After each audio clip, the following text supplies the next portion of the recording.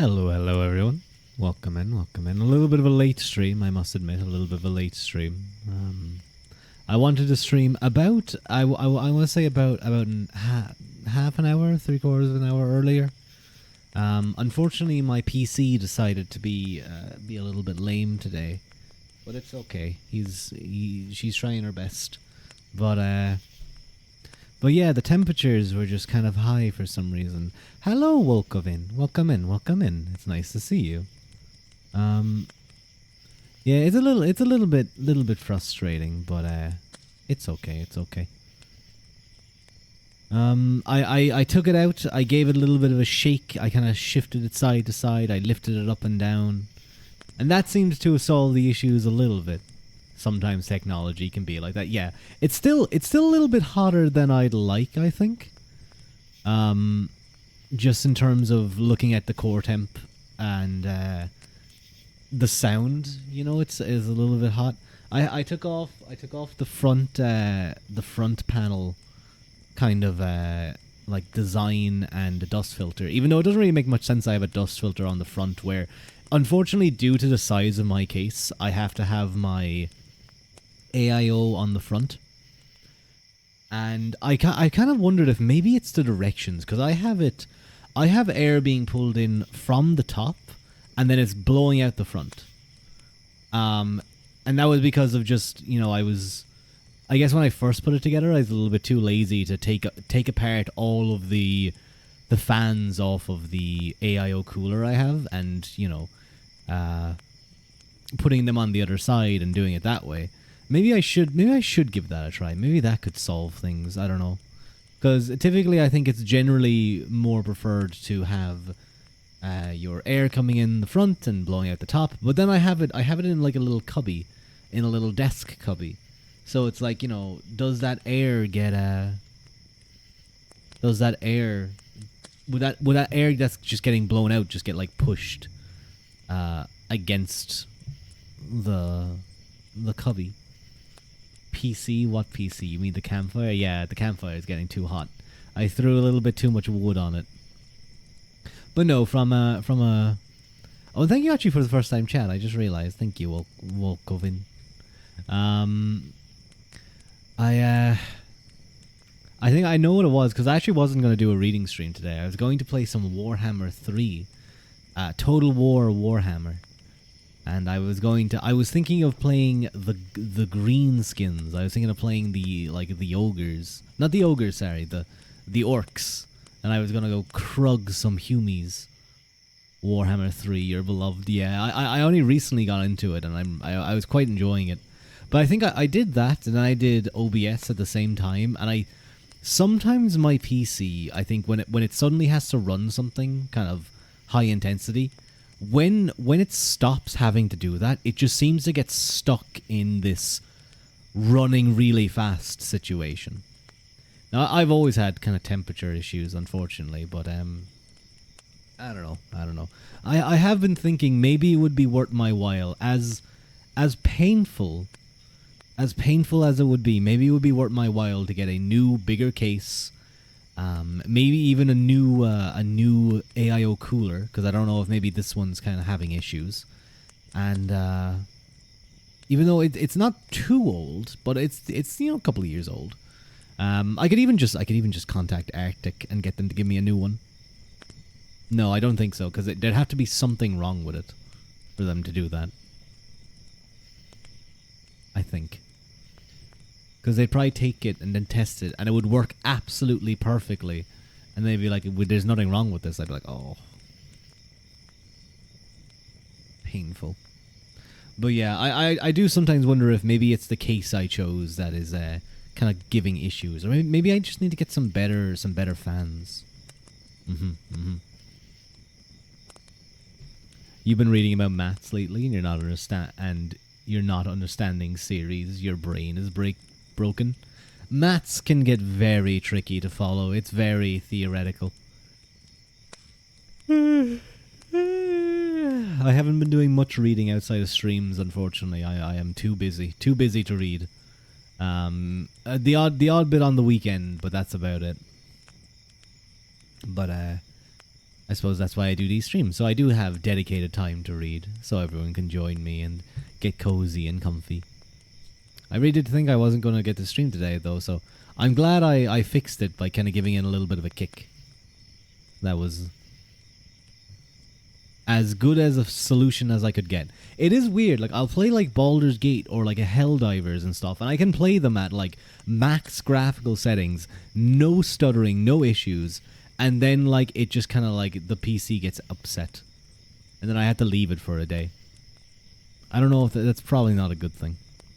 But I've only ever had a blue screen on me twice, but like the second blue screen came very quickly after the first, which I think was just kind of like a follow-on from the first one.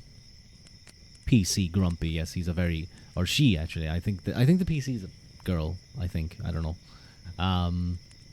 Very grumpy. But things seem smooth right now. Things seem smooth, so... I'm feeling a little bit okay. I'm feeling a little bit okay about this. The temperatures are definitely still high. Oh no, I just looked at those. Those are a little bit high for my liking, but I guess I'll just have to do. You hope one day to get good at computers and throw away Windows. Hello, Pip. Welcome in. Welcome in. Hope you're doing well. Yeah, one of the things that I noticed is there's something called Windows Foundation Driver or something. That's using a lot of my CPU. Not a lot, but like it just seems to be the thing that's constantly running. It's very annoying. And hello, Mel. How are you? It's nice to see you.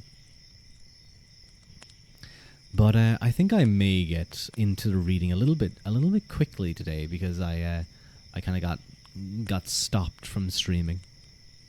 Windows isn't that bad. I talked about this actually with someone. No, I didn't talk about this on stream. Sorry, but I did talk about it with someone. That you'd buy a cheap laptop and experiment with Linux, but you have no money. Oh, word of warning. Hello, last lap. A word of warning. I will not be doing push-ups today.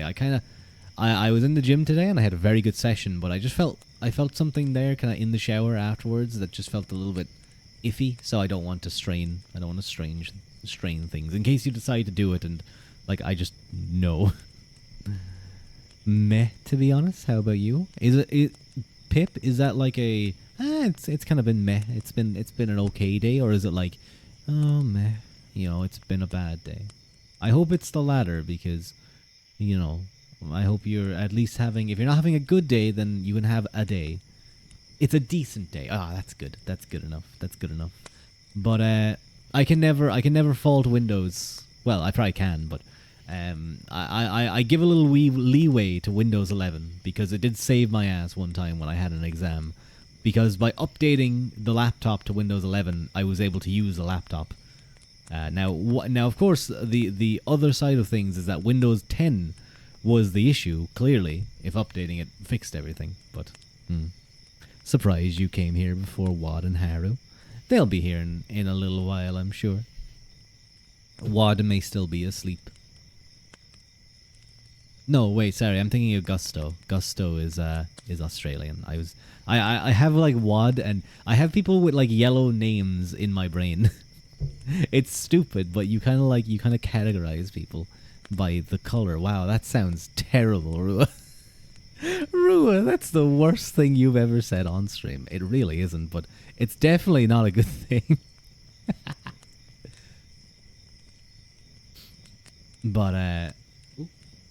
But yeah, I'm sure they'll come around in a little while. And Walgovin, I thought that was Haru because Haru always comes in and throws the water bottle at me. You kind of categorize people by color, yeah, exactly. Everyone's time is a bit different. That's going in the quote book. That's gonna be my quote. That's gonna be my quote for the year.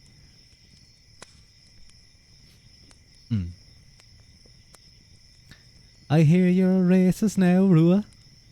I don't know if I can dedicate myself full time to the old racism. In the evenings, I like to have a bit of tea, and the farm takes up most of the work. How does the church feel about the racism, Father?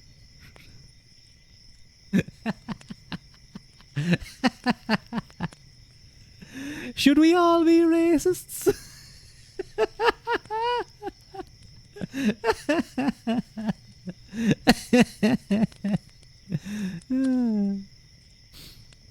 For those of you who don't know, this is a scene from Father Ted, a very well-known Irish show. I think it was technically made by the BBC or something, but Father Ted, he's a priest. It's funny, you know exactly what I'm referencing. You're racist? Well, depends on what the church says. No. It's a scene from a TV show. It's a scene from a TV show, Pip. You couldn't use Linux anymore. Interface sucks. Spend hours setting stuff up and lots of software sucks. Ridicule you for your point of view. They'll probably just say skill issue. But hello, Survivor. It's nice to see you. YouTube keeps recommending it to you. That exact same scene. It just constantly shoves it in your face. Linux is great for everything except video games. One would be foolish to even attempt it. Well, yeah, Windows is very strong. I guess you could, like, partition. You could partition things.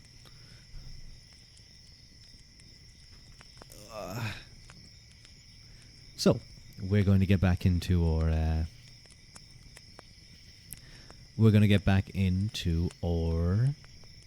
readings on the theological origins of modernity. This time getting deep into Hobbes's political science. We've been looking at his sort of almost rejection of metaphysics in a way, and his ways of dealing with the nominalist God, and how he kind of sees everything through a materialist and mechanistic lens, which sees God as a first mover of God as being change itself rather than being itself. So very, very radically different. Of course, it interestingly brings across some terminology that sounds very familiar and very similar. If you were a Linux Sigma but still wanted to play video games, you would have a Windows computer that exists effectively as a games console. Well, yeah, that's what I mean by, like, partitioning your hard drive. You could just partition your hard drive and have... Or you just have a separate hard drive that just has Windows on it. Or SSD, probably.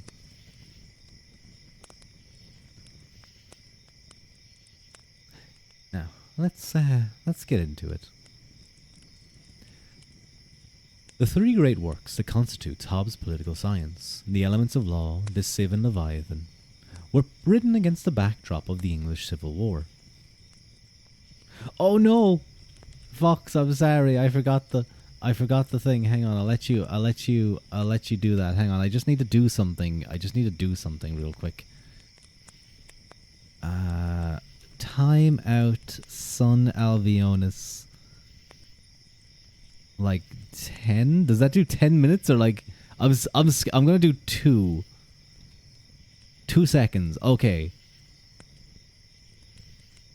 2 seconds. Yeah, that's enough. He said, what if I partitioned your country? Sun is from England. So, hang on, I need to poke my own face. But this is really Fox poking me. Oh. No, I don't want to search Steam through Bing. Wow. What does that mean? Well, I don't know if you know, Pip, but there is Northern Ireland and the Republic of Ireland. They are two separate countries, and that's due to our... How long is this going to go on for? Okay, she's getting way too many pokes. Hang on. Okay, something is clearly broken.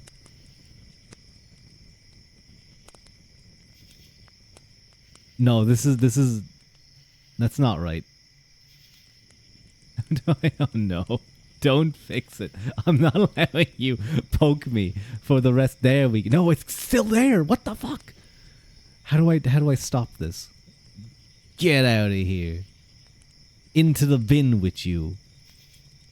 What? Huh? Oh no, I forget how to fucking do these things. Excuse me a moment. How do I get rid of you? I should be able to move you.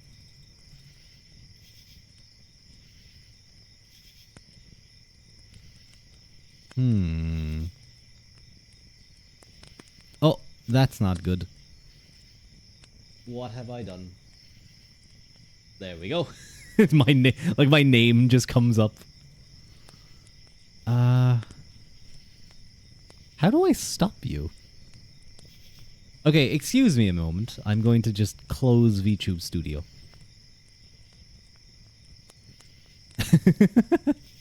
You can't hand rebellion.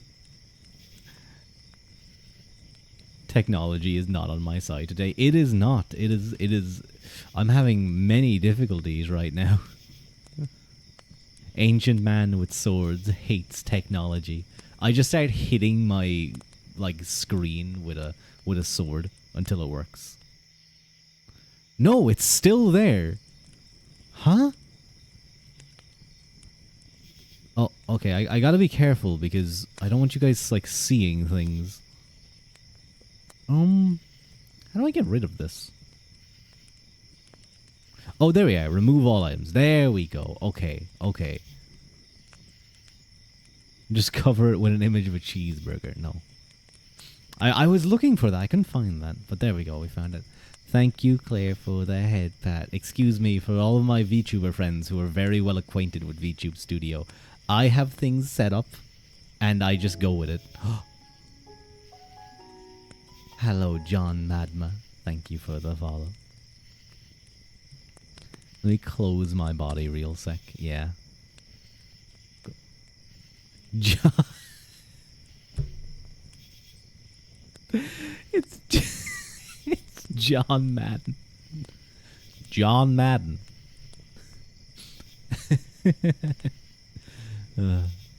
Okay, now I can get into my readings. What the fuck? AI.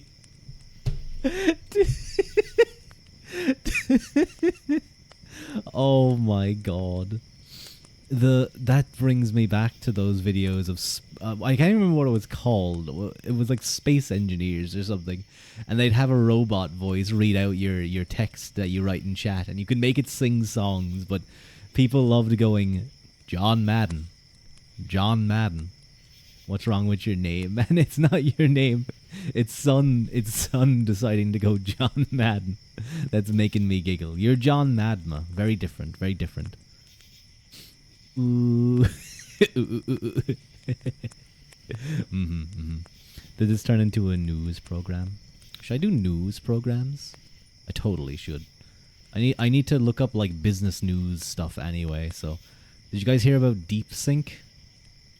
Basically, some Chinese guy just came along and bitch slapped ChatGPT and Microsoft Chat and all of those guys. You don't even know remotely what's going on. Basically, some guy came along from China and has a large language model similar to ChatGPT that is effectively as good as O1 ChatGPT and some of the very, very good models that Americans have put billions and billions into, and he is running it for about 50 times less the cost, or 50 times less the cost. So it costs €2 to use for all you want.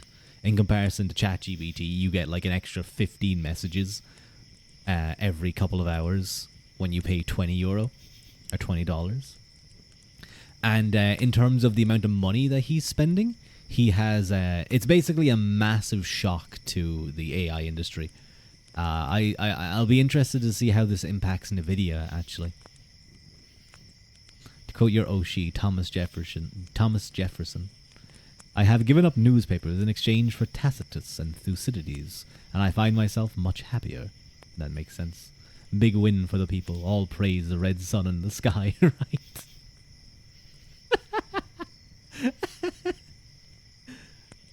Wait, that better not be the Japanese sun. Things got a little bit scary last time they had a proper sun symbol on their flag. At least for the Chinese. Bonsoir. Bonsoir, Luxway. How are you? Welcome in. Thank you so much for the first time chat. It's lovely to meet you. But we are actually going to get into a bit of a reading stream, finally.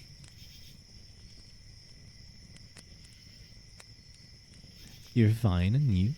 I'm quite well. I had a little bit of a rocky start to stuff today.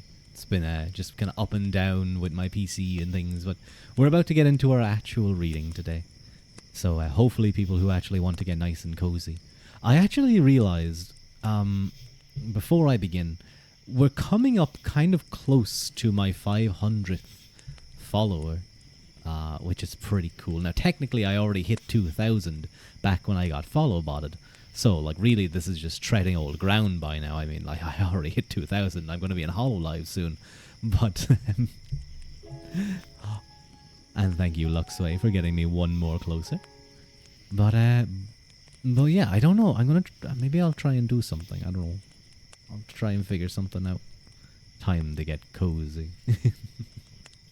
I just kick in the door of a library and, like, grab your blankets and get by the fire. But Ruadh, there's no fire in this library, and I just start throwing, like, the wooden benches into the middle of the room and light it on fire. Finally, a cozy stream. These always are meant to be cozy streams. Okay, let's begin.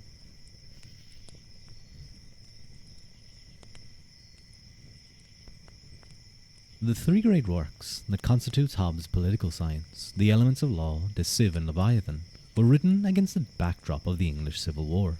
The Elements were written and circulated during the bitter struggle between the king and parliament that precipitated the war. De Civ and Leviathan were written after Hobbes fled to France. The carnage in his own country turned his attention to his political science, which he had intended as the final section of his system.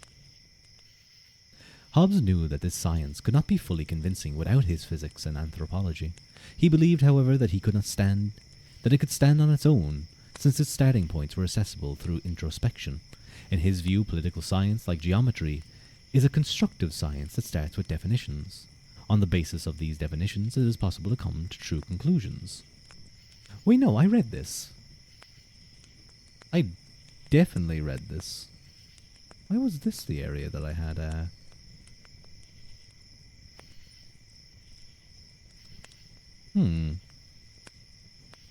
Hello, who ate my bolas?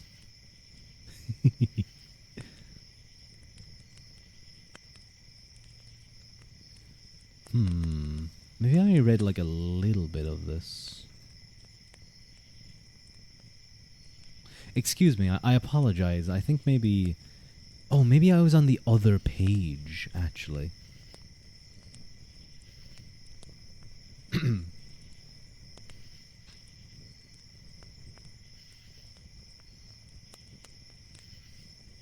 Okay, yes, I think we're more over here then. It is in this abyss of despair, that of the nasty, brutish, and short world that Hobbes envisions in the state of nature, where no one is secure and the fear of violent death possesses everyone, that the path to earthly salvation begins. It is in this moment when flight is no longer possible because death waits everywhere, that one has to choose between peace and war.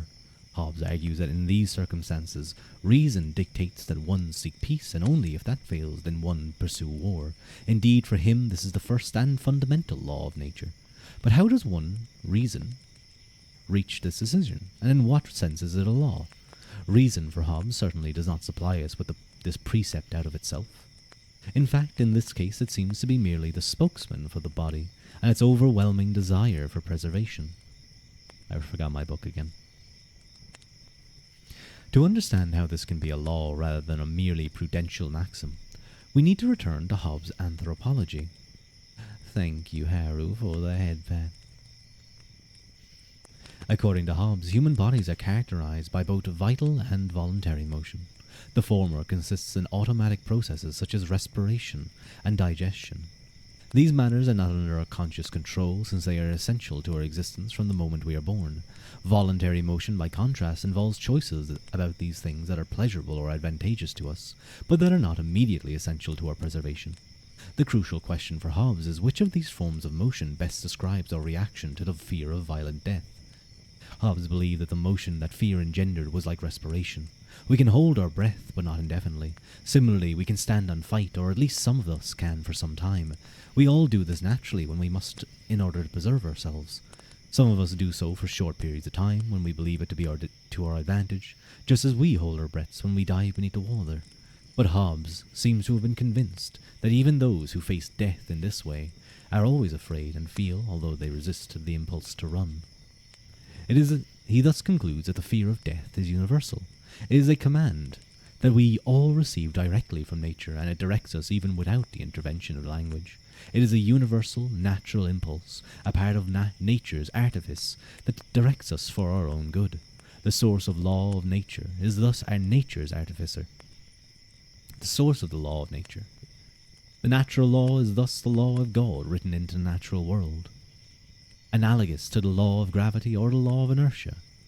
What Hobbes thus seems to suggest is that while the world that the omnipotent God of nominalism and Calvinism opens up is dangerous and terrifying, there is also a natural impulse that directs us to our own earthly salvation. Drown check. I will certainly. Where's my bottle of water? I was drown checking a lot today because I was drinking while I was in the gym.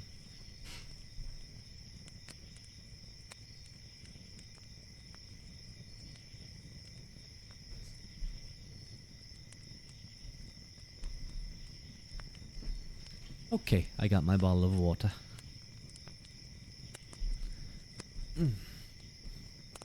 There we go.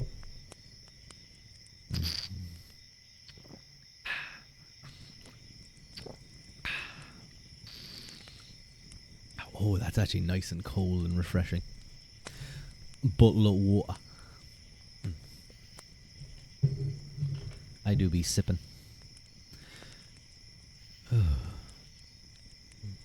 Although, we don't technically, in Ireland, we don't go water like you, son. We go water. Water. It's kind of like when we talk about our mother, we say mother rather than mother. It's mother. He's slurping. I'm not slurping. I actually learned in my stream yesterday with Magino that apparently in like coffee culture, like apparently if you slurp something, it's actually better to for getting the full taste of the thing.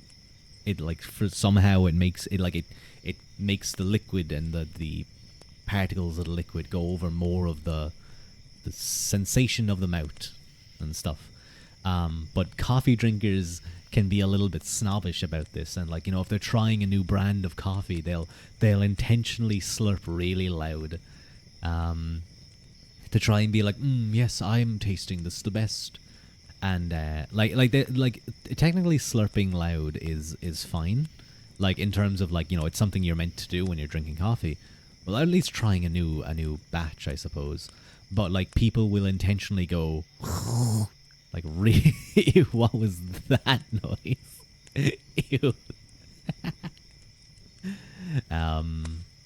But yeah, they'll intentionally go really loud to try and like one up you, you know. They'll try and one up you in their coffiness. And then, but the thing is that like if a coffee snob came up against me, like it's not going to work because I rarely drink coffee, and I would just get a black coffee. And I would drink it straight, and I would stare him in the eye as I do so. Which are worse, wine snobs or coffee snobs? Haru is a big fan of coffee snobs. Anyway, back to our reading. Hobbes' recognition that we are driven to preserve ourselves was not novel, but the means he develops to achieve this goal were. He begins by asserting we must seek peace rather than war. With this assertion, he rejects the courage of the warrior and the martyr as means of peace and security.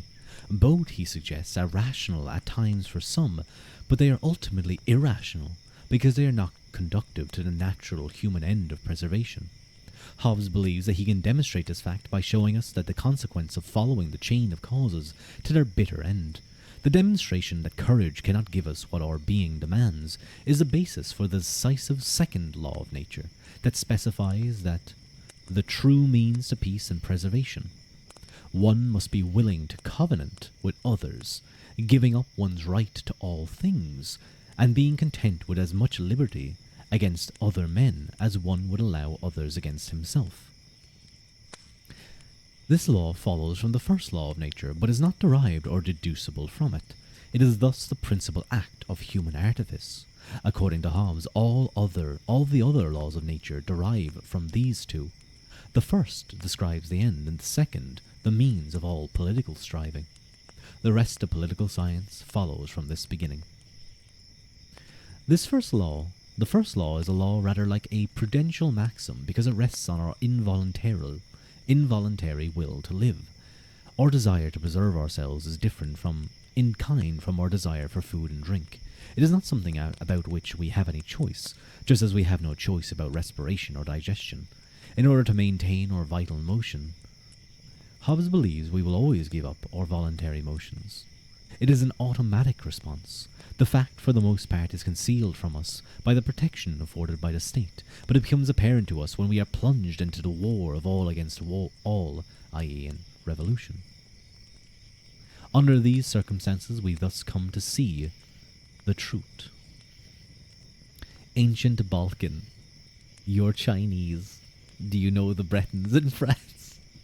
I do know the Bretons. Ancient Balkan. I didn't know the Chinese were in the Balkans. But very nice to meet you. There's a lot going on in this one comment, this first time chat. Thank you very much, Ancient Balkan. It's very nice to have you. That's quite the comment. But yes, I do know the Bretons.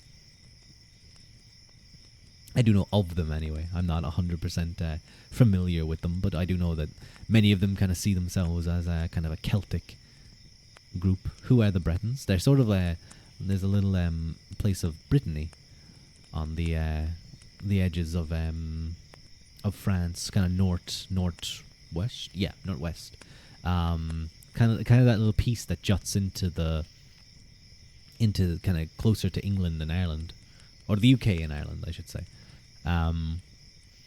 And they were kind of a group of people who were kind of very much independent for quite a while, even during the reign of France. But eventually they were subsumed. But they kind of had a unique culture, or at least they show themselves to. But again, I'm not very familiar with them.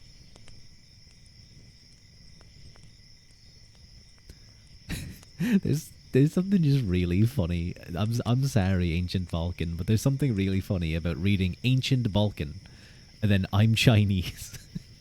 it would be like someone having like Mongolia's strongest soldier, and then they join. They say like I'm actually Mexican. The Bretons are the living continental Celts, and their culture is very similar to that of the Irish. Yes, I do know that they're very much Celtic descended people. Oftentimes you'll see them kind of included in this sort of you see sometimes kind of pan-Celticism, I suppose, or Celticism, where you'll have like the Irish, the Scottish, though the Welsh will sometimes be included, but the Welsh are actually a Brythonic group, not Goidelic. You have the Isle of Man, and then you also have Brittany included.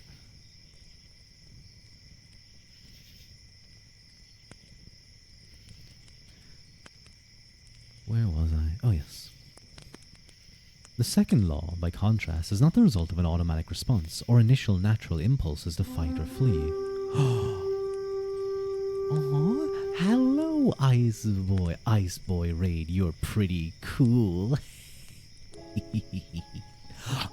Thank you, Spark Channel, and hello, Ice Boy. Thank you so much for the raid, and hello, Tasty Medley. Hello, Tasty. Hello, Astridy. Hello, Dog Go Fog. No, don't go into the fog, dog. You'll get lost in the fog. I remember a dog chased me that actually is kind of funny enough, because I remember I got chased by a dog when it was very foggy once. I think he just saw something in the fog, and he was like, "Ruff, ruff, ruff, ruff," and I ran. I do believe he was actually, I think he may have been behind a fence, but like He was running very, very fast, and I was scared. But hello, everyone. Hello, everyone. Welcome. My name is Ruadh. It's very nice to meet all of you. I am a half human, half Tua Day. That is the God Peoples of Ireland. And thank you so much, Astridi, for the follow. Let me very quickly shout out Ice Boy. Another very nice ASMR VTuber boy. We love them. We love them. I often, to give a quick rendition of the type of content that I usually do, is what I'm doing right now. Actually, is sort of reading books in a sort of ASMR vibe, hoping to give kind of a nice, cozy, comfy feel. We're often reading philosophy, history, or theology, and I promise I do my best to try to explain things at times so that people can follow. But even if you don't aren't necessarily interested in that, I hope you can enjoy maybe the sound of the voice as you fall off to sleep, maybe, or work in the background. Hi, Rue, take care of your cool people for you. I'll make sure they're ice cold. They're kept in. What I mean is, like, I'm gonna put them on ice.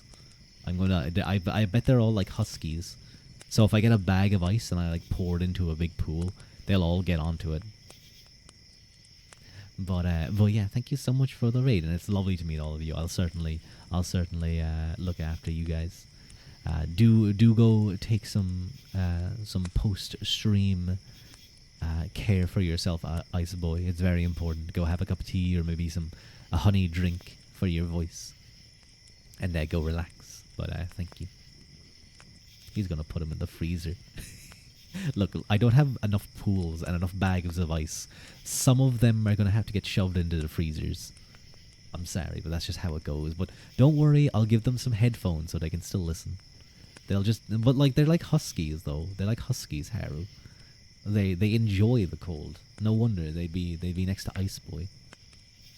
You are not prepared to be popsicles.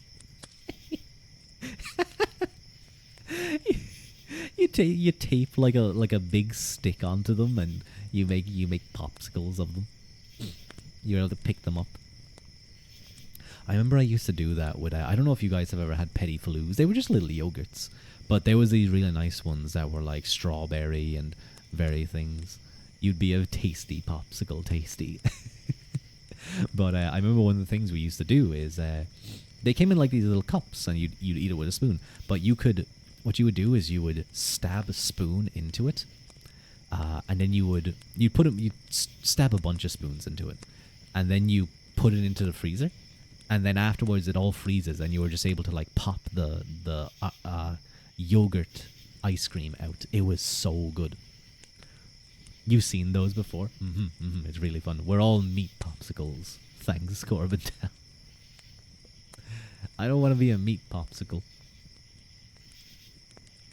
But yeah, I remember it being very tasty. You know what? That's put me in the mood. I'm going to keep an eye out for those. I'm going to try and buy some and make one. But again, once more, welcome everyone. I hope you all enjoyed the stream. Where were we? We were here. In fact, such an alternative only becomes evident in an extreme situation as a result of a chain of reasoning. That is, it only becomes apparent when we cannot fly because death is everywhere, and when we cannot hope to successfully fight because we can never be strong enough to overpower everybody else. Only under such circumstances do we realize that nature pushes us to establish covenants, and that this decision is therefore not entirely voluntary. Of course, we may lie for strategic reasons, intending to break our covenant when it is to our advantage to do so. Here the voluntary component of the act becomes obvious. The law of nature thus is not self-enforcing. We do not automatically die when we break our promises. Indeed, we sometimes thrive. In Hobbes's view, sanctions are thus necessary to sustain the agreements that make it possible for all to escape from the war of all against all. We break our oaths to increase our power in order to gain something we desire, and this can only be counteracted by institutionalizing the threat of violent death that the covenant eliminates, by reminding us of the priority of preservation of the other passions, In Hobbes's view, this fear is originally institutionalized by swearing an oath that invokes God's wrath as punishment for violation. The fear of the Lord here plays a crucial role in leading us to wisdom. Indeed, in Hobbes's view, it is only through the terrifying fear of divine sanction that a covenant among humans can originally be sustained. And even after human authority is in place, fear of divine sanction is a necessary support for the sovereign, who cannot be everywhere at once. Hello, WhatsApp. It's nice to see you. Thank you for joining us today. In the long term, this solution can only succeed in Hobbes's view if some actual power is put in place of God and to enforce the covenant. This is Hobbes's Leviathan, who, like Moses, personates God. He is a mortal God who instills obedience to covenants by means of the same overwhelming and overawing force that one finds in God. Peace, Hobbes believes, is only possible if humans are convinced that they will suffer a violent and painful death if they break their covenant. The Leviathan is necessary to assure everyone that no one will break the fundamental covenant that guarantees the peace. Most men in Hobbes's view are unlikely to do so in any case, and for them the Leviathan is not a threat, but a bulwark of their security. The real danger, in Hobbes's view, comes from those proud and vainglorious men who think that they are superior to others and deserve to lord over them. These are the men that the Leviathan must restrain, and it is for this reason that he is called the King of the Proud. As the biblical passage makes clear, quote, "There is nothing on earth to be compared with him. He is made so as to not be afraid. He seeth every high thing below him, and is king of all the children of pride." That's Job 41:33. Human beings in Hobbes's view are basically equal because they are equally mortal. What are you guys talking about? Is it licking time? No, it is not licking time. It's never licking time on my stream. I know other VTubers may do that type of stuff, but I do not. You do that, you're gonna stand in the corner. No, now you're just licking someone's hands. Now you're just licking someone's hands, Haru. What if we all ganged up on Pip and licked her? How about you don't lick members of my community, what's up? No, that's disgusting. Two types of Pip. Literally. The duality of man. What do you mean the types of Pip? You are a singular Pip. Exactly. Haven't you guys been following this book? The Pip is an individualized thing. Individualized being, as the nominalist would argue. You hide behind Ruadh. I will protect you here, what's up, because I will swing my sword and cut off your tongue. What's up, if you try that. I mean, well, maybe Haru will. Maybe Haru will enjoy that. But I don't pay you guys to lick yourselves. Get to cleaning. Look, Billy's here. He's already disintegrated. Billy has already disintegrated. I need you guys to go clean him up. Stop your licking and go clean him up. Just sweep him up, put him in a little bag, and he'll come back again the next day. Licking is cleaning too, surely. Shut up. Sweet. No, you're gonna get Billy dust all over your tongue, and then you're gonna be like going to other VTubers' streams and typing command naked.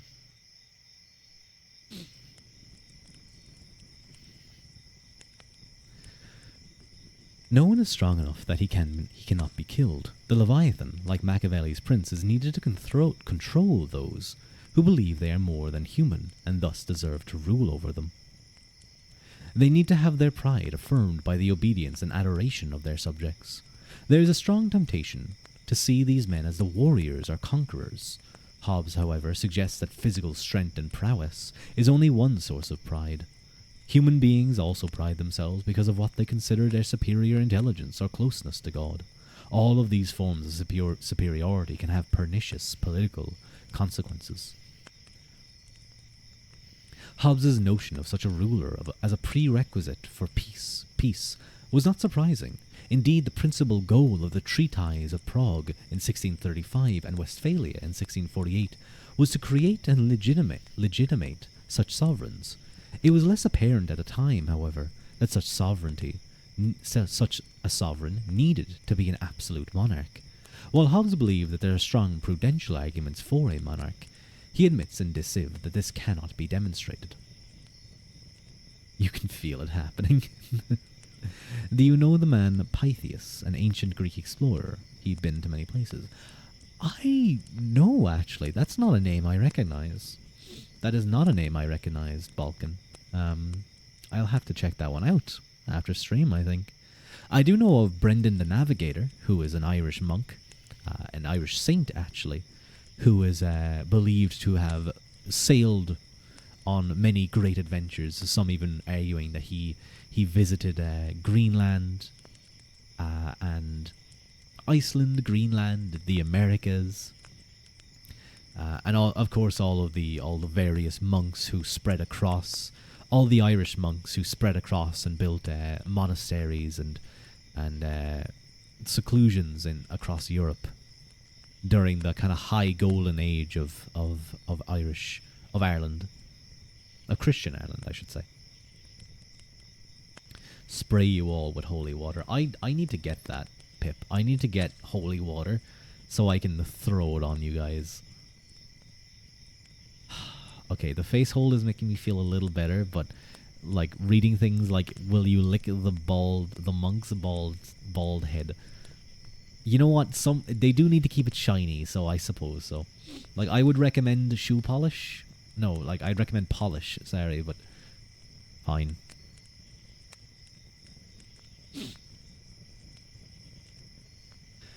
At the root of Hobbes' preference for an absolute monarch is a nominalist understanding of human relations. He believes that humans cooperate and keep their covenants only because it is in their interest to do so, and that they will break them when they can achieve some benefit by doing so.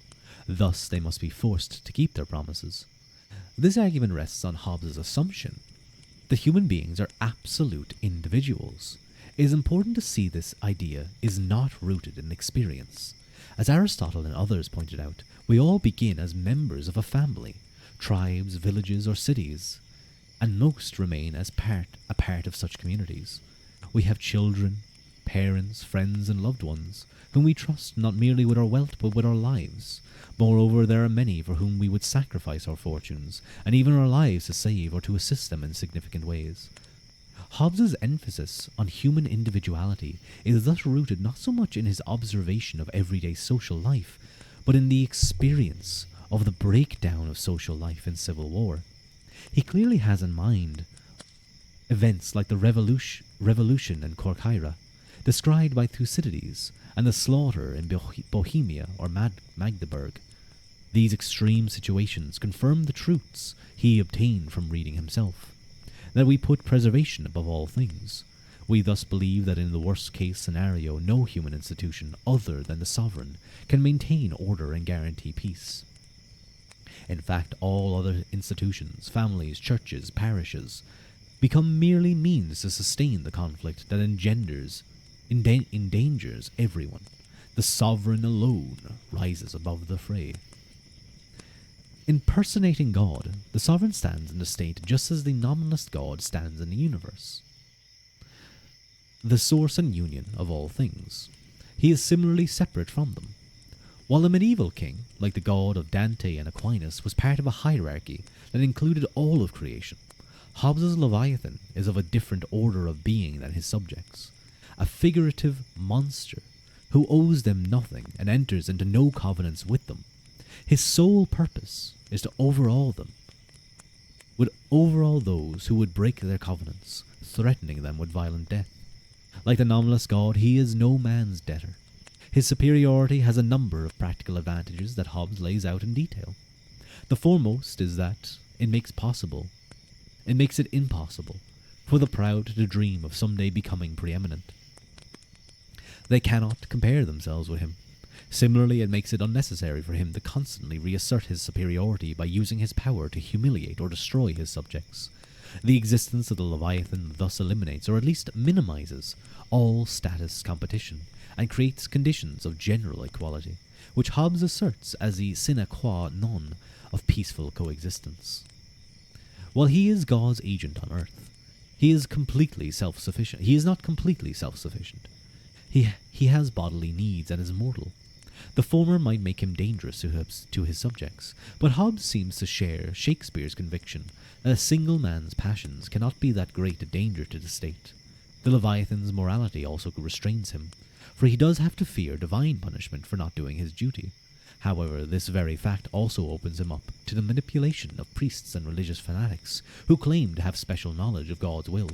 As we will see, this is one of the reasons that the Leviathan must rule the church as well as the state. In genders, it just swaps your gender. Oh no. What rule is that? Isn't that rule there's rule 34 and then there's rule what rule is gender swap again? I forget. Yeah. Ruadh, if I was to ever become a lady. Ruadh. 63, that's it. Thank you, son. I'm not surprised you know it. Yeah, rule 63. Ruadh.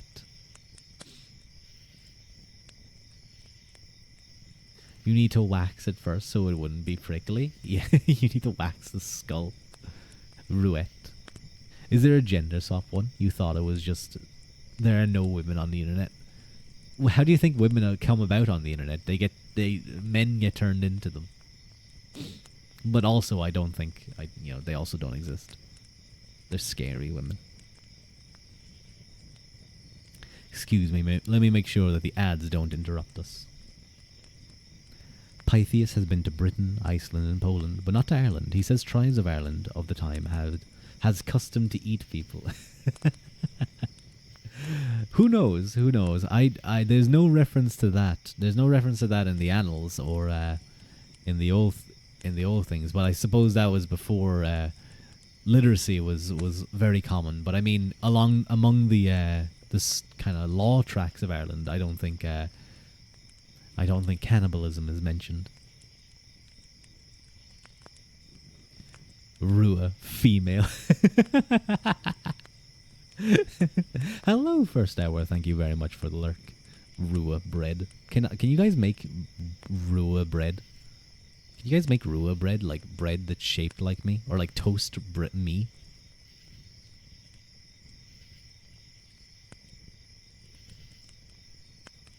Rua. Oh, Gusto. Hello, Gusto. BIA. No. You did not find an emote that is B. That's really funny. That's genuinely funny. Very creative. Unlike these like nerds, these dummies who just repeat the not bread or bread joke. Rua's bread, not bread. What does that mean, What's up?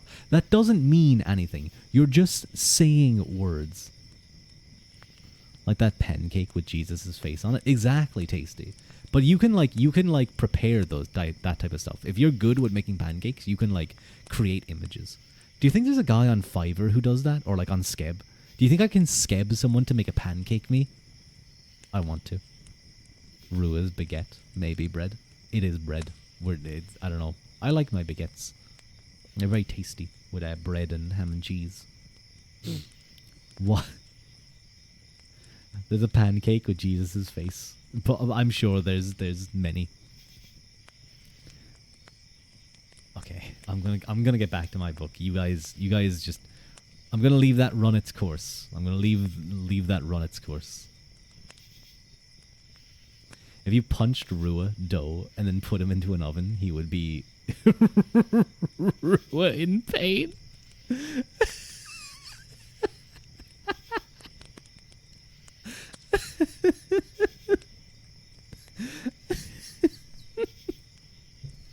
That's such a dumb joke. That's such a dumb joke. No, don't put the bird in a bun.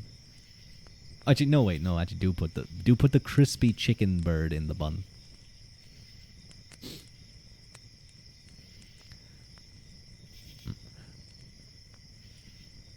The crucial question that Hobbes sought to answer in the midst of the Civil War was why the existing English sovereign had been unable to use his power to sustain order and maintain peace, and how such a failure could be avoided. While all conflicts in Hobbes's view originate in disagreements about meum and tuum, about mine and thine, such conflicts, for the most part, are settled by the institution of the Commonwealth and the establishment of law that guarantees property rights, which determine where my property ends and where yours begins. While most conflicts over property are thus minimized or eliminated by the institution of law, this only displaces the conflict to a higher level. If law or right determines my property rights under the general covenant, then I can increase my power by writing the laws in my favour, or even more profoundly by articulating general notions of good and evil that tilt all the laws in my favour. Here the power of rhetoric, and particularly religious rhetoric, is decisive. The Civil War, in Hobbes's view, was a result of the sovereign's failure to limit debate on the nature of good and evil. This opens the door for the will of the power of those who thought they were superior to others and wanted to use the power of the state to institutionalize their superiority. Translator note, in pain means inbred. I know. You really rose to the occasion on that one, son. Oh, shut up. You guys are being silly. Gusto, every time you comment, I think it's D. Because you both have the same color name. And then you do the... Not every time you comment, but every time you use the D emote.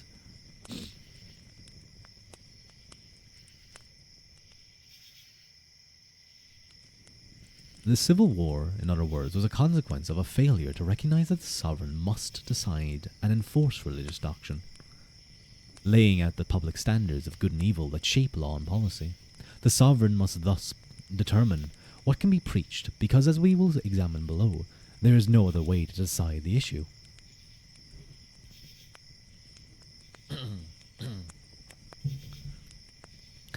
You think I need to get a bread-themed emote? I may have to. We need Ruadh in a bun. Is it just me between two buns? Between two, yeah, that would be kind of cute. That would be kind of silly. That would be really silly. That's because D-emotes are the best. They're so good. I love the D-emotes. I love D-emotes. Thank you, Wolkovin, for the headbat. I need this because they're just killing me. I want to get more D-emotes. Ruadh sandwich. Don't eat me. Don't eat the Ruadh sandwich, though. That's not nice. Don't eat the Ruadh sandwich.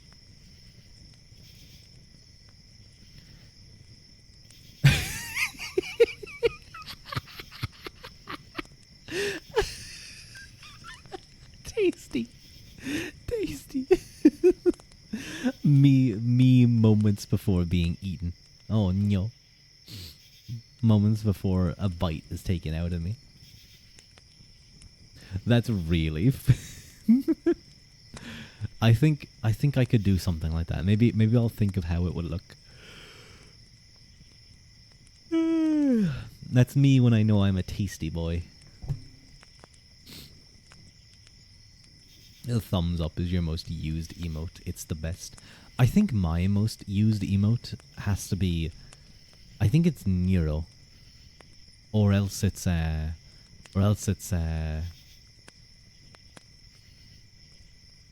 which one? Augie. You'll be heading to bed, though. Good night, everyone. Good night, welcome in. It was very nice of you to join us. Good night. Have a nice sleep. Have a lovely sleep. I hope you have the sweetest of dreams.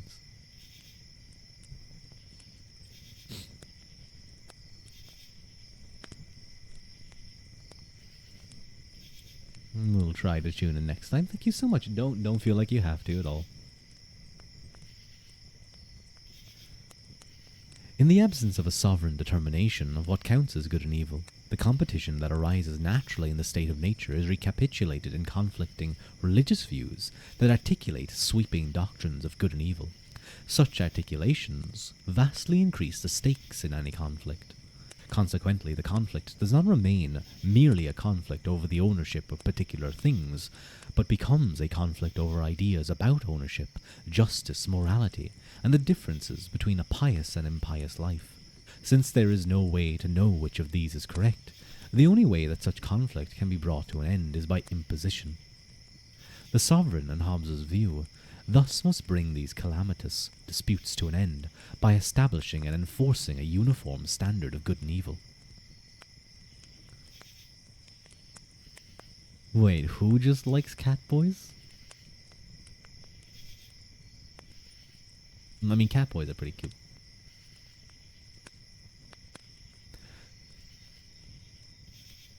Only the sovereign can bring these moral and religious disputes to an end, because each person's view of good and evil is a reflection of his or her idiosyncratic passions. Self-restraint is thus impossible.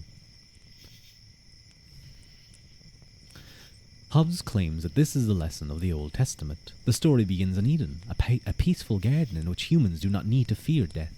The sole requirement is that they obey God's one commandment, not to eat of the tree of good and evil. That is, they do not make individual judgments about good and evil. This prelapsarian state is brought to an end by human desire that leads to disobedience and the advent of private judgment. Humans cannot resist making such judgments.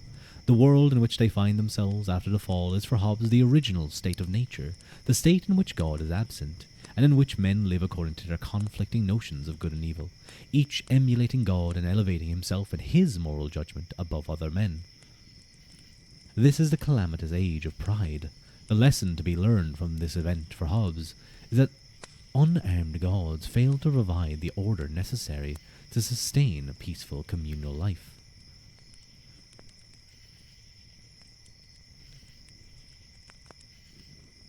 Oh, you guys are playing... I have not played Marvel Rivals.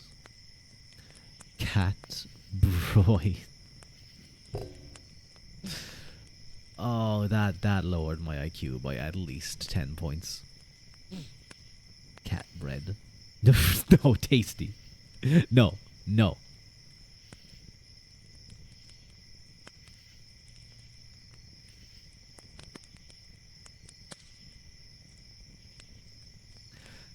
I'm just gonna read. Fuck you guys.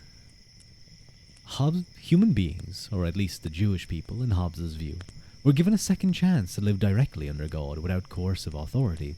Through the covenant with Abraham and Moses, they consented to live in obedience to divine law as interpreted for him by their judges and prophets. This regime, however, was already exhibited its flaws in the time of Moses, and was later rejected by the Jews themselves in their desire to have a king, a decision to which God consented, according to Hobbes. This is a second and more clearly historical indication of the inability of human beings to live peacefully without a monarch to enforce obedience and law. Divine commandments, even reinforced by the Harangues. Harangues? Harangues? I have to look up this word.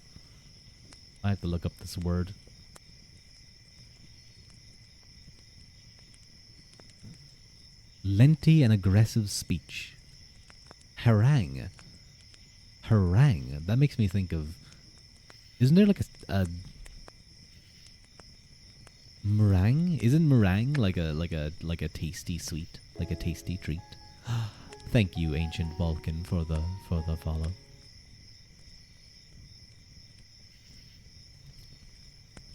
It was right there. You're paying attention. Meringue. It's like bad Japanese accent. Harangue is a verb. Yeah, I guess it means lengthy speech. To give a lengthy speech, maybe. I've never heard that word. Well, no, I must have, because I've read this book, but I think it just didn't stick in my mind.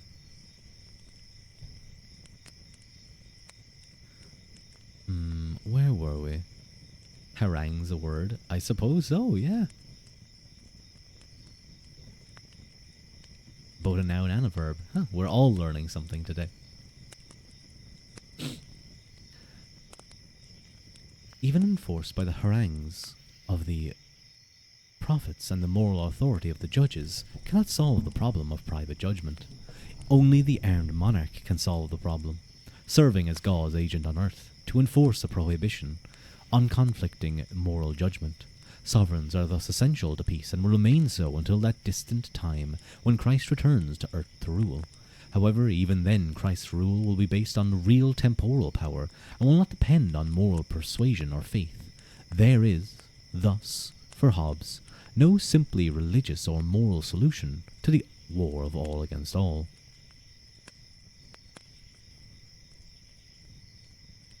Such a Leviathan, of course, will not be acceptable to all.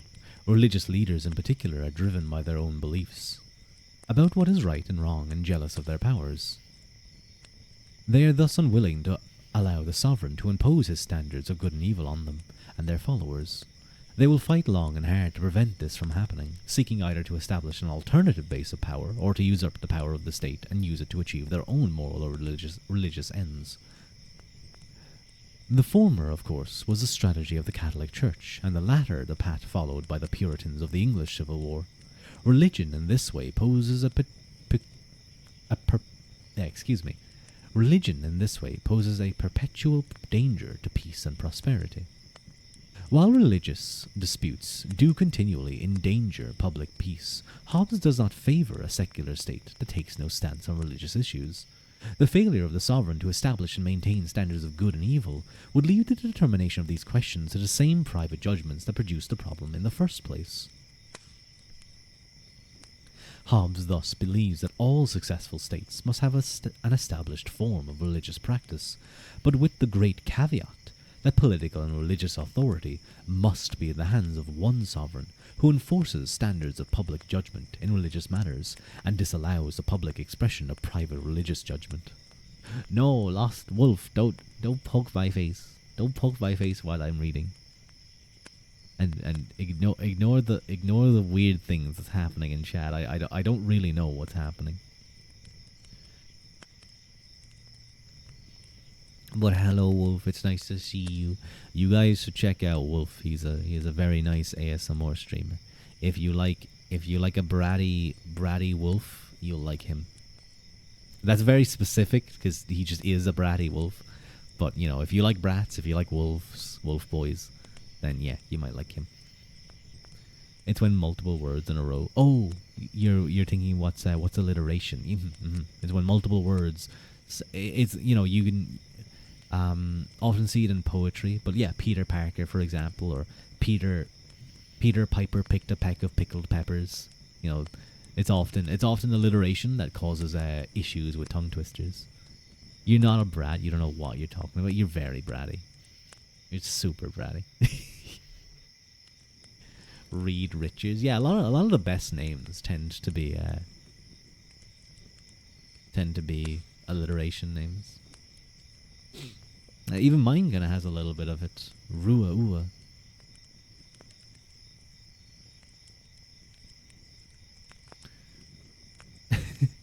Oh no! Now I have Wolf and Fox poking me. They're attacking me for not playing Helldivers this weekend. But I have a plan to play this weekend. I promise. Beater Barker and Bede Rich bitches of the BCU. Mm-hmm. Hey Beater. Mwah. Ha, ha, ha, ha. Excuse me, my voice is getting a little bit at me. Where were we?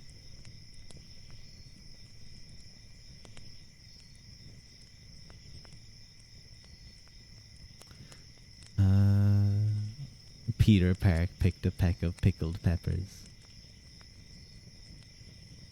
But where's the peck of pickled peppers Peter Piper picked? Fox, you poke him in the back, you'll take the front. Excuse me? No, this is not fair. Get away from me. This is double bad. Both of you bad. Bold. I'm 100%.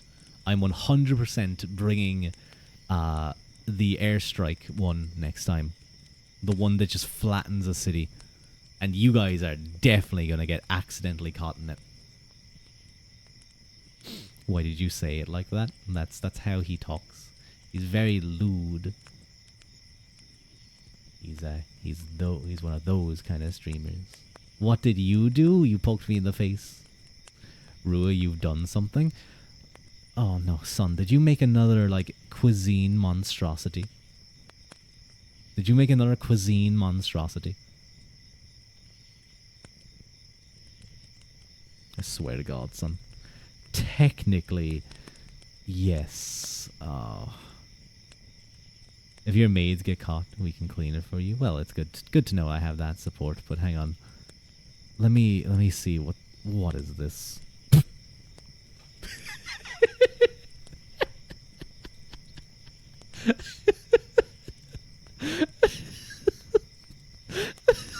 That's so cute. That is so cute.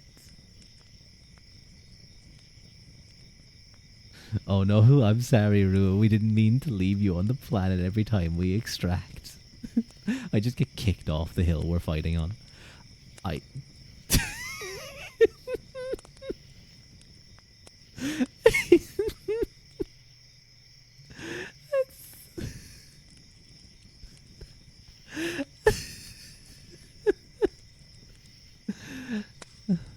It's a sacrifice you were clearly willing to make, Wolf. You need one? No, you're gonna eat me. Wolf, you may not know, but for some reason, my chat really loves this whole breast in a bun thing. And they love this idea of bread. And so now I have become bread, satisfier of tummies. Please give it a small line at the back to simulate cheeks. It is truly a masterpiece. It's unnerving, I feel. It's both adorable and, like, the smile is slightly unnerving. It's you know what it is? You know what it is? It's the blue-eyed stare, isn't it? It's the blue-eyed stare. It's just piercing. It's intimidating. What is cute? What's happening? This is happening. Rua bread. Those eyes are staring into your soul. They really are. Would a potato be more fitting? Probably would be, but there's already a potato named Tuppo, and he's already kind of got that niche. I will be the piece of bread. Yeah, the blue-eyed stare. Hang on. Let me show it. Let's just make this a little bit bigger.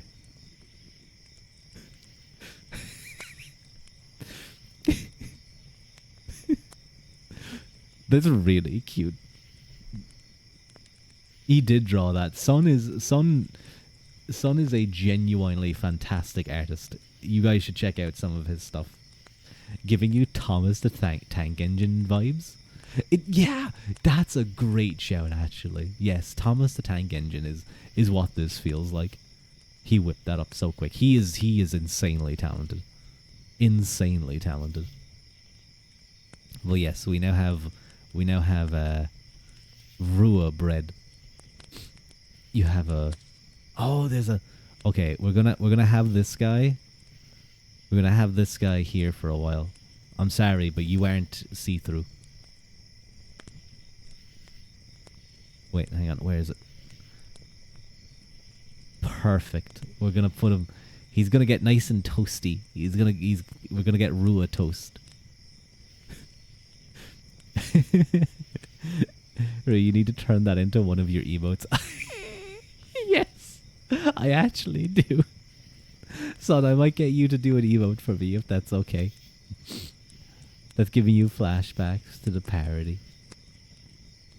Give him the little Ruru to eat. Yeah, he wakes up and he just takes a little chunk out of Rua bread. Ruru's gonna have a little late night snack.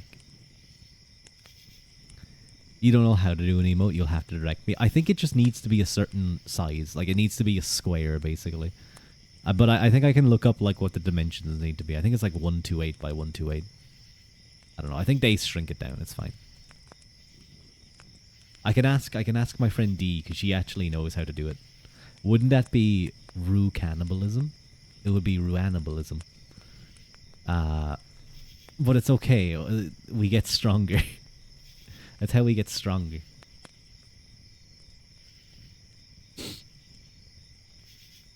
That's really cute. Thank you for the sun. That's really. I love this thing. It's so dumb. But anyway. Rua Ua Baguette. There was not an attempt to make that fit. You just put baguette at the end of my name. But I enjoy it. No, eating me makes me stronger. And like other versions of me, but not little Ruru. Little Ruru is too. Little Ruru might eat me one day and grow up like super powerful, but I think he'll just become more cozy than you could ever imagine. But anyway, let me get back to my readings.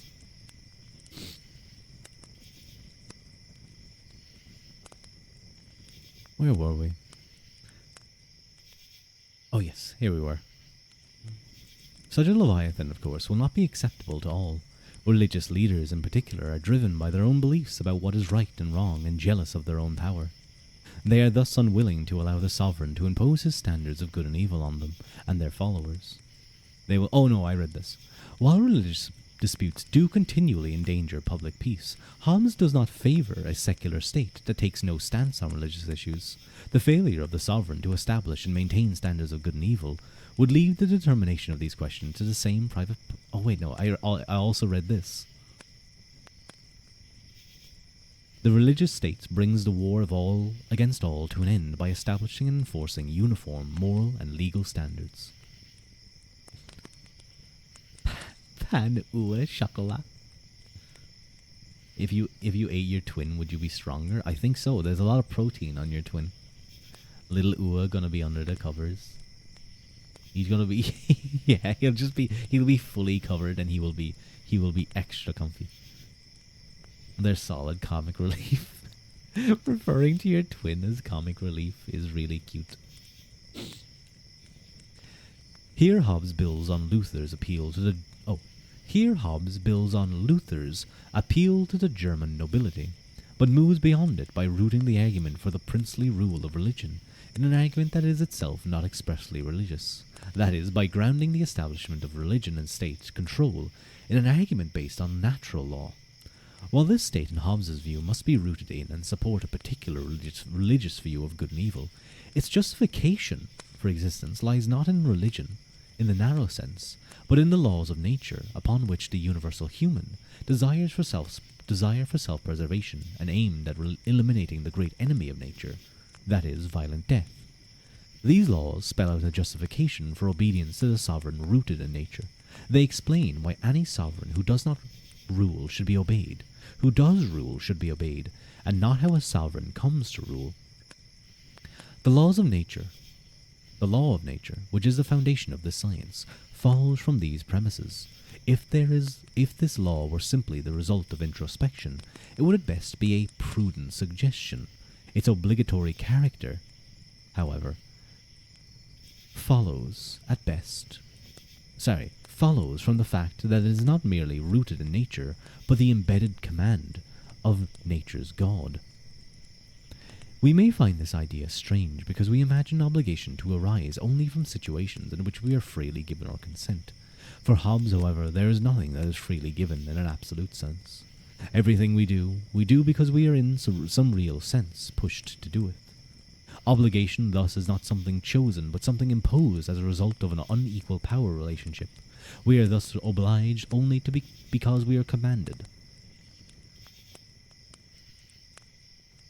Your brain cells are struggling to keep up. There's a lot going on, trust me. There's a lot going on. And hello, Atina. It's nice to see you. It's quite heavy going, and if you don't have like a kind of idea of Hobbes's state of nature and his how he builds upon the state and basically argues that the sovereign is never to be defied, this book I think is doing a very good job with it. But you know, real tasty. I'm sorry, guys. So to give a brief overview of what we just read. Hobbes conceives of this idea of the state of nature. No, not the state of bread or the state of Ruadh. The state of nature, Hobbes perceives as obviously the natural state of man, which is nasty, brutish, and short. And it is nasty, brutish, and short because Hobbes believes that every individual human, and remember, humans are individual beings under nominalism. They are not connected to families or anything like this. They're individuals. Summarize it like you're a baby. Okay. Hobbes, peace versus security. Or, sorry. Freedom versus security. Hobbes says that before the state, before anything, we were truly free to do whatever we want, but we are fully terrified of dying. That is one of our primary drives, the fear of violent death.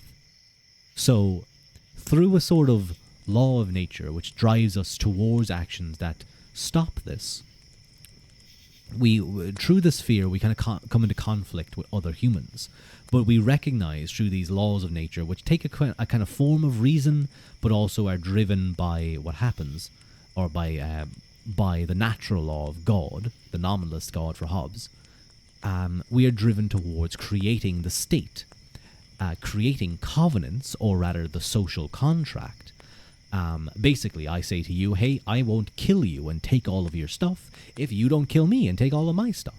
But by doing so, by entering into these covenants, we are limiting our freedom. We are giving up certain freedoms, and we are expecting others to give up their freedoms as similarly, so that we can live in peace and not in the state of nature, this nasty, brutish, solitary, nasty, brutish, and short state of nature. No, just make it quick. Civil war bad. Absolute sovereignty good. You hear Hobbes and your mind splits between the philosopher and Tiger from Calvin's and Hobbes. The freedom to kill people. Well, yeah, I mean, unironically, the freedom to kill people is something that Hobbes would look at as, like, he has a very negative freedom point of view. He views freedom as being free from restraints, from being free from doing anything, or free from being coerced to act a certain way. Whereas people like Aristotle or the scholastics would have viewed freedom in a positive sense. You are free to pursue the good. You are free to strive towards self-actualization. Now, of course, what you see further on, later developments of social contract theory, and really modern day especially, is you start to see this sort of aim to reduce the amount of freedoms we give up. So people are induced not to, people are often, live and let live. You see this very much in libertarian spheres. You have the NAP principle, the non-aggression principle. As long as you don't impede on my property, there's no issue. You are free to do whatever you want. And it's a very individualistic, a very anarchistic way of viewing the world from the ground up. Even though you might view something like right libertarianism as being right wing, it's still anarchist in its ontology. Of course, an anarcho-capitalist also believes that if you like step on a single blade of grass that belongs to him, he can fucking nuke you from orbit. So, your last job did not have the concept of a social contract. They would conveniently forget what? To pay people often. They were $1 billion company. See, that's when you threaten your boss with, I could just be like, I know someone who used to be in the RA. Don't turn on your car tomorrow.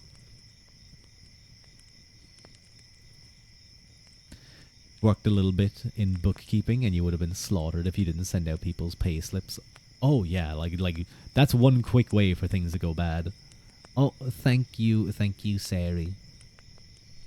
Were you doing all the debits and the credits? What's up? Were you looking at the standards, IAS 2 inventories and that stuff? I remember that a little bit.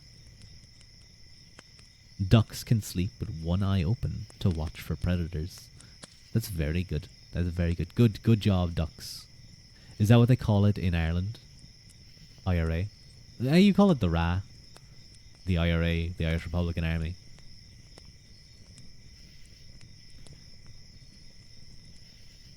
Good bot, yes. Good bot to Sari. You were Rua? Oh, you were Rua. Oh, yeah, you were doing that.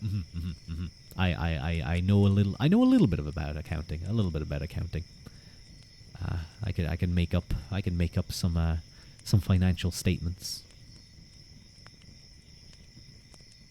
It's always pronounced IRA here. Well, I didn't say era. I'm not saying era. I'm saying ra. So like you have up the ra, for instance. Ooh ah up the ra. Say ooh ah up the ra. Ooh ah up the ra. Say ooh ah up the ra. I was born on a Dublin street where the loyal drums do beat, and those loving English feet, they walked all over us. And every single night when me da would come home tight, he'd invite the neighbours out with this chorus. Come out, you black and tans, come out. Okay, I'll stop. We're getting political. Rua's getting political on stream. Most annoying thing you had to do was going through the different accounts and having to balance all the invoices. Oh no, balancing the TV, what's up? Oh yo. You gotta go. Good night, everyone. Have a good day or night. Thank you for coming, Pip. It's always nice to see you. You were thinking like, rah! There are a lot of things in England that are called French X. Like you have French seams and French cuffs, French tucks. If you go to France, they call all those things English X. That's really cute. That's really funny. Oh, ow. My shoulder is crack. There we go.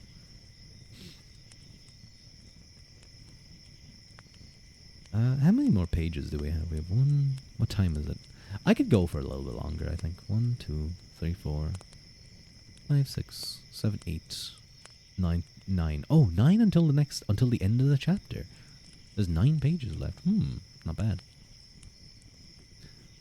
Boy in a bread. Huh? Oh, hang on, my leg.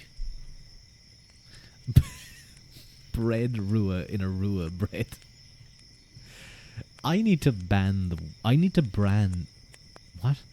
No, not brand. I need to ban semicolons. Colons. Or wait, what? No, brackets. Why did I say semicolons? Semicolons are completely different. It's completely different. I need to ban fucking... Oh my god. See, this is what happens when I deal with you guys. I just... My brain starts to deteriorate. Yes, I need to ban fucking commas. No, not commas. I need to ban brackets. Brackets rule. What are you talking about? Oh my god. I need to... You know what? I just need to ban grammar altogether.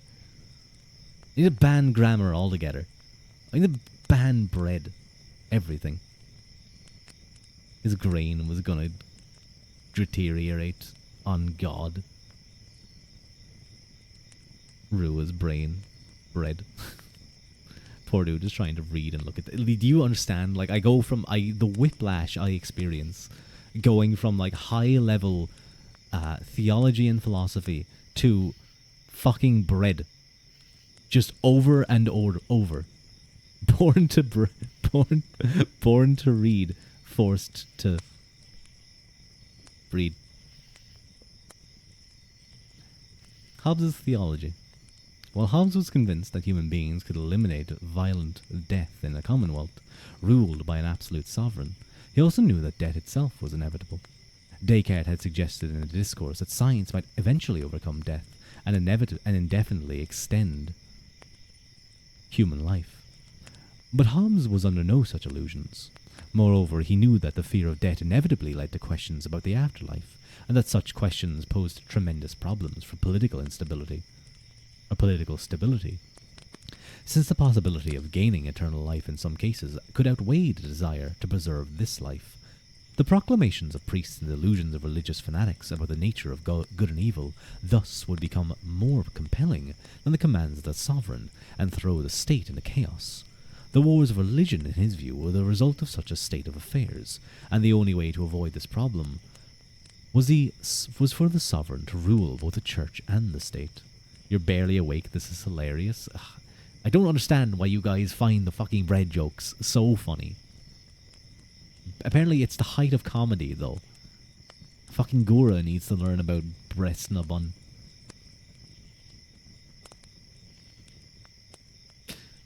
A good thing I have self-control. While both offices must be united, Hobbes did not favour a theocracy. In fact, the rule of priests with exclusive intercessionary powers of inspired saints was exactly what he feared. Such theocratic impulses, in his view, can be quelled only by granting the civil sovereign both temporal and ecclesiastical dominion. However, the solution, which is known as Erastianism, requires theological doctrines that are commensurate with his political imperatives. Therefore, political science cannot leave the question of the content of religious doctrine and practice to the private determination of its citizens. His goal in the last chapters of the Civ, in the second half of Leviathan, in his critique of White, in his debate with Bramhall and his other works of religion, is thus to spell out a theology for a Christian commonwealth, in which the commandments of church and state are one and the same. As we will see, this theology is essentially Protestant, largely Calvinist, and with a few exceptions, compatible with Anglicanism, as spelled out in the 39 Articles of 1563.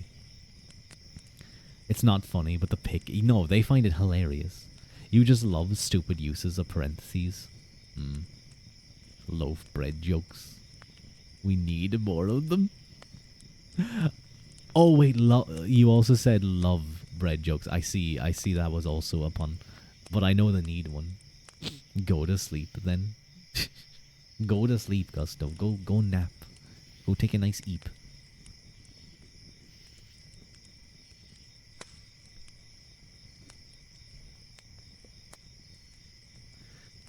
The subordination of theology to politics has led to the widespread belief that Hobbes was irreligious.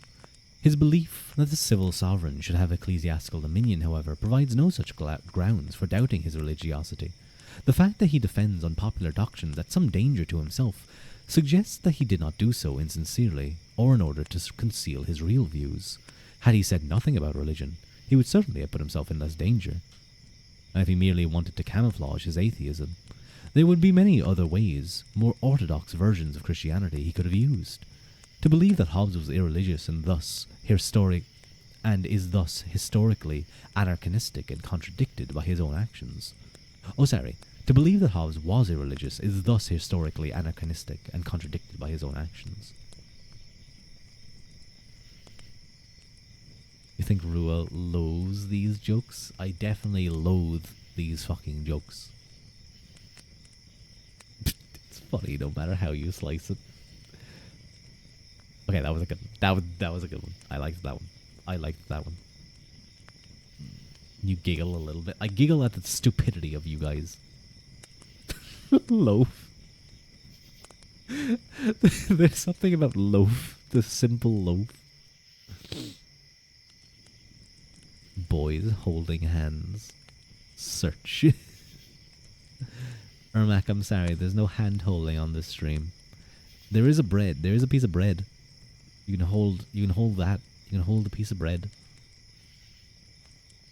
Oh god, I just got reminded of the lusty Agonian maid.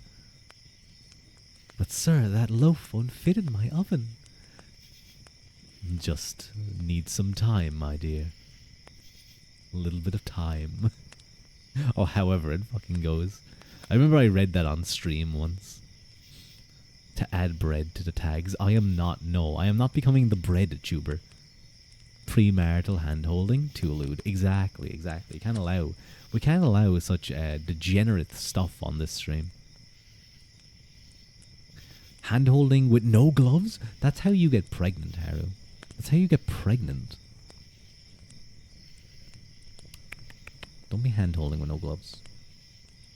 to breading streamer. Pregnant.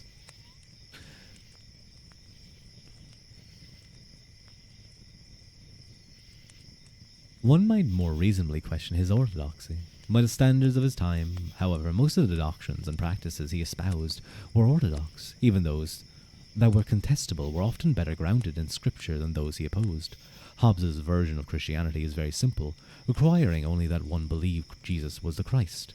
This is not quite as simple as it sounds, but it requires little beyond belief in the Nicene Creed, and thus, in Hobbes's view, should be acceptable to most Christians.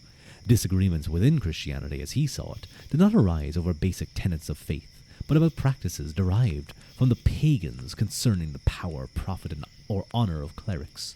Like many reformers, Hobbes sought to purge Christianity of these accretions. He was particularly concerned by the revival of paganism in the Catholic Church under the influence of humanism. This was one of the factors that produced what he called the Kingdom of Darkness. Hobbes was also convinced that the Radical Reformation's emphasis on private revelation and prophecy was wrong-headed and dangerous to public peace. Both these forms of Christianity were thus incompatible with good government. The former produced endemic corruption, and the latter civil war. Hobbes rejected both as false theology. Since theology is concerned with matters that transcend our experience and are indemonstrable, it cannot be a part of science, but it is not therefore meaningless. In fact, Hobbes put theology in the same category as civil and natural history. Moreover, while Hobbes believes theology is not scientific, he was convinced that none of its conclusions could ever contradict the teachings of science. His theology was thus developed within the framework of a metaphysics that granted priority to nature rather than to man or God. In contrast to the reformers who fit their notion of nature to their theologies, Hobbes sought to fit his theology to his understanding of nature. As a result, his theology at times appears to be deformed by his materialism. And I very much have a note here that's circled. I don't just have the note number underlined, I have it circled apparently. So page 148, 135 is the note. Why though? Why do I have this note? Oh wow, this is a big note. You write in your books? Yeah. I have loads of things underlined and blocked off. That's why they call having a bun in the oven. Yeah, exactly. What? What? Yeah, I write in my books. I highlight things that... Please tell me it's with a pencil at least. No, it's with a pen. It's with a pen, son. You should use transparent sticky notes. No. No. Hehe.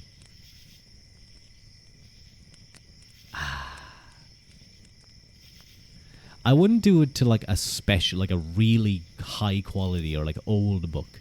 That wouldn't happen. That wouldn't happen.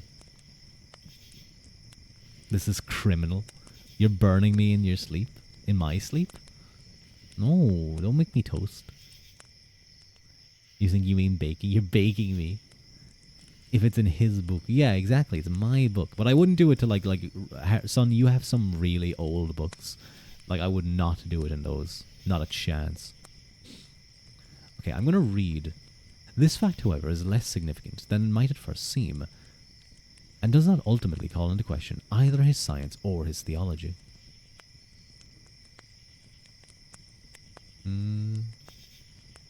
There's a big long note here. Let's see. It's very rare for you to have a book printed in this century based. You don't want a nan of that book, right? That wasn't bad. That wasn't bad. I actually have to give it to you. The question of the relationship, and this is this big note, the question of the relationship of his theology and science has long been crucial to the interpretation of Hobbes's thought.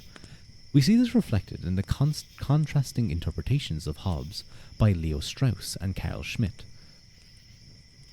On their disagreements and agreements, see inter alia Heinrich Mehr's Carl Schmitt, Leo Strauss. Oh, wait, that's in German. Und der Begriff des Polishens, zu einem Dialog unter Abswenden, den Stuttgart, Metzler, 1988. Also his Die Lehre Carl Schmitt's, John McCormick's Feared Technology and the State, Carl Schmitt, Leo Strauss, and the Revival of Hobbes. Okay.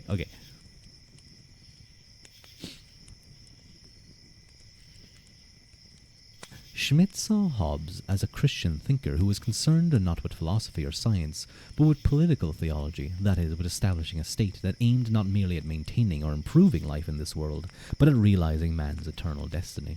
Schmitt argued that Hobbes's science and his political science in particular were in the service of this theological vision. Such a Christian state, Schmitt believed, could only be established and maintained in opposition to its theologically determined enemy. This enemy, in his view, was the Antichrist, that always hid behind a mask, and in this case the mask of the liberal state that claims to be theologically neutral and concerned merely with the preservation and happiness of human beings in this world.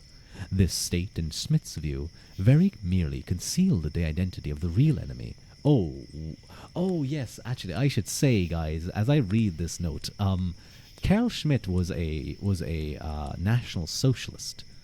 He was a socialist of the nationalist variety. He was a member of the NASDAQ. He was basically the jurist of the National Party. The thing is he was really smart, and he has some very interesting books, and some very influential thoughts as well, such as the concept of the political.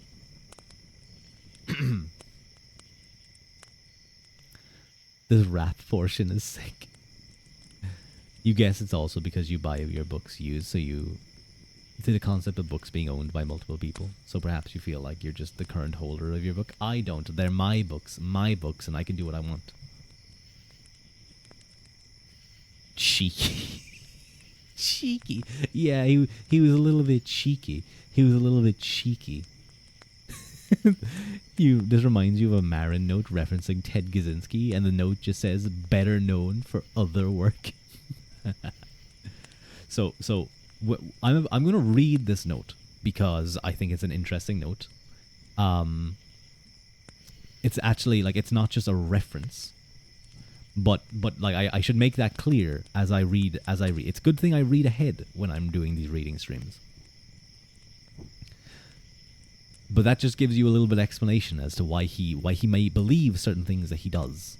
So, Schmitt believed could only be established and maintained in opposition to its theologically determined enemy. This enemy, in his view, was the Antichrist, who always hides behind a mask, in this case the mask of the liberal state, that claims to be theologically neutral and concerned merely with the preservation and happiness of human beings in the world. I'm not saying he's correct, Mr. Bezos. I'm reading a book, a note, a educational book. The state, in Schmitt's view, merely concealed the identity of the real enemy of Christianity, Judaism. So that's why I kind of had to explain some things right there. For Schmitt, it was not Hobbes but Spinoza who was the true founder of this neutral liberalism, and it was thus Judaism that ruined the best chance modern European humanity had to ground itself politically in Christianity. In opposition, okay, they may let me off the hook. In opposition to Schmitt's anti-Semitic reading, Schmitt's anti-Semitic reading of the origins of liberalism, which was also at the heart of his attachment to National Socialism, Strauss tried to show that modern liberalism originated as a result of a turn away from religion to a kind of practical reasoning supported by the new science. The forefather of liberalism in his view was thus not Spinoza, but Hobbes, and behind him Machiavelli. For a contemporary discussion of the relationship of Hobbes and Spinoza on this question, that in most respects supports Strauss's position, see Edward Curley. Strauss thus denied that religion and theology were ultimately important for Hobbes. This denial was in part, but certainly a reflection of his conviction, derived from Nietzsche and Heidegger, that there was a fundamental divide between religion and philosophy, or what he called Jerusalem and Athens. However, his denial of Hobbes's religiosity may also have been closely connected to his rejection of Schmidt's interpretation. Since to admit the importance of religion for Hobbes would have meant giving credence to Schmidt's anti-Semitic critique of contemporary liberalism as some kind of Semitic people conspiracy. I'm going to say that. I feel like saying those two words together would get me in a lot of trouble.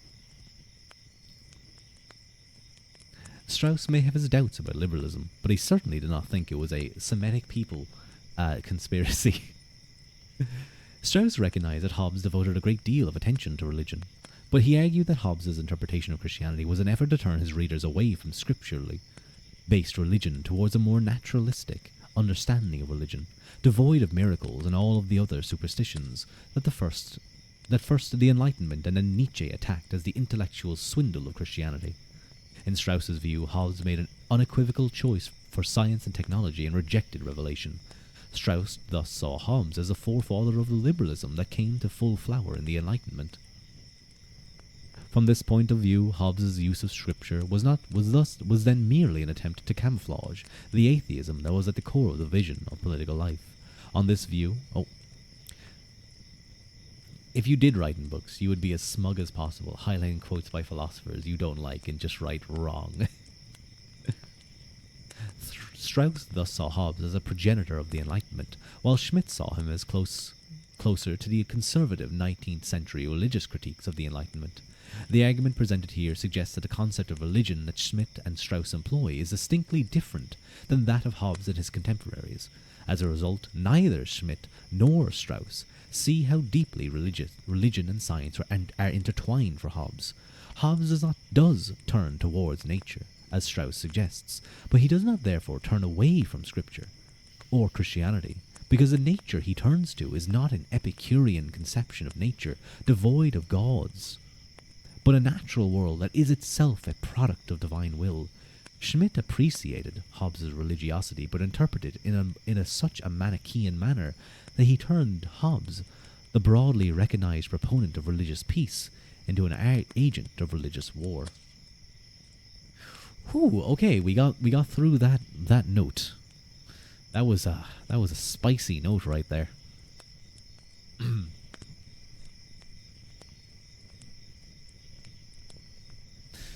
Whew, had to save myself a little bit.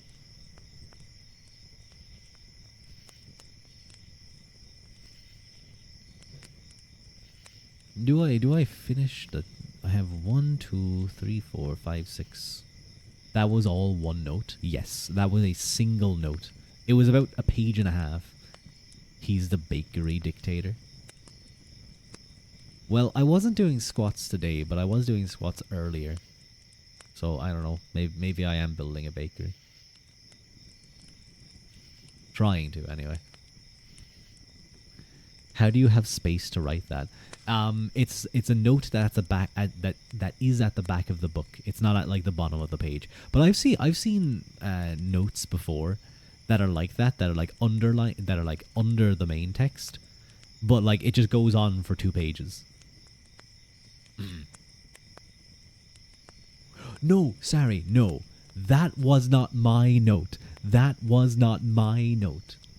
That was a note in the book. In the book. What I did was I circled the note number because I was like, this is an actually big note. Nine gusto. Gusto. I'm not just like an expert on Strauss and I'm not an expert on Strauss and Schmidt. Their footer notes are like 2/3 of the page of every page. Yeah, it can get ridiculous. But good night, Gusto. Have a nice eep. 1, 2, 3, 4, 5, 6, 7. It will take too long for me to finish this. I'm gonna leave this here, and we'll finish this chapter the next page, I think, or the next time around. And then we'll kind of be in the home stretch. We'll be in the last like 50 pages, I think. Yeah. will be in the last 50 pages. So that might take like 20 streams to read, depending on how good you guys are at distracting me. You think we broke him today? No, son, you did not break. This is not me broken. You have missed many a reading stream. I definitely got some brain rot there when I was trying to like destroy grammar, but not today. No, I got a nice chunk of reading done. There's been streams where I've gotten like 2 paragraphs of reading done, and just completely thrown off the rails, and it just goes a little bit silly. But yeah, thank you all for joining me. I'm gonna look for someone quickly to raid, but I'm definitely gonna try and stream again soon. I wouldn't mind getting this book out of the way, and hopefully I can play Warhammer again sometime. I'd love to do that. Same category. Let me see if there's any. No, that's a bunch of fleshies. That's a bunch of flesh streamers. I don't want to raid into flesh streamers. No siree. Bread raid. Bread.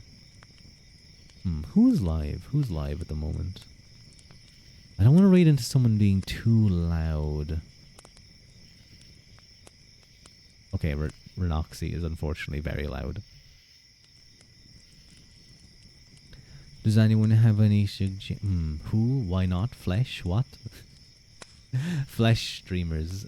And not just nude streamers. Flesh streamers are what I refer to as human streamers, like human in the sense of being like not VTubers, not VTubers. There's one or two that do pretty good ASMR that I enjoy watching.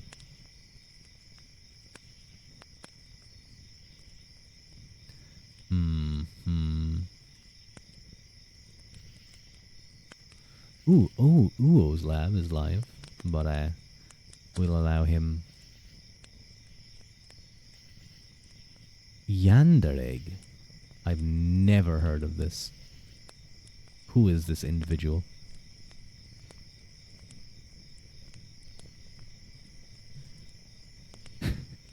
Yandere pampers and adores you. ASMR 18 plus. Yanderegg. He has a great name for yandering, for being a yandere, I must say. That's a very nice model. It has like a little bit of eyeshadow. He's just writing the raid messages. That's a very important thing. I'm too lazy to do that.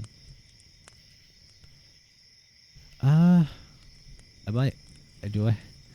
Yeah, sometimes it can be a little nerve-wracking to raid into someone who's kind of big. Who's kind of like he's not like a massive streamer, but 70 viewers is still a little bit scary. You know what? Let's raid into this guy. He seems nice. He seems nice, and there's not many people around. You can do it, Ruadh. Oh no. I'm gonna clutch little bread Ua. Close.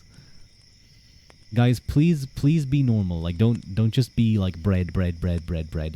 As funny as it is, like it's also an internal community joke, and it does not make any sense to someone like you know, be bread rotted. No, that's just mold. I don't want to be moldy.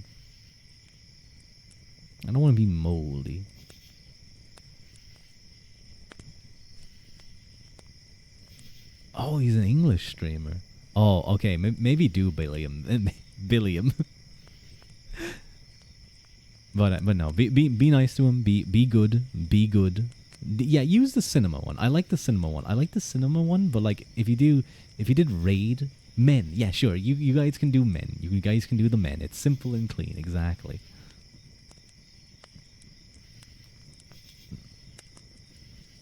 He's currently doing a Scottish accent.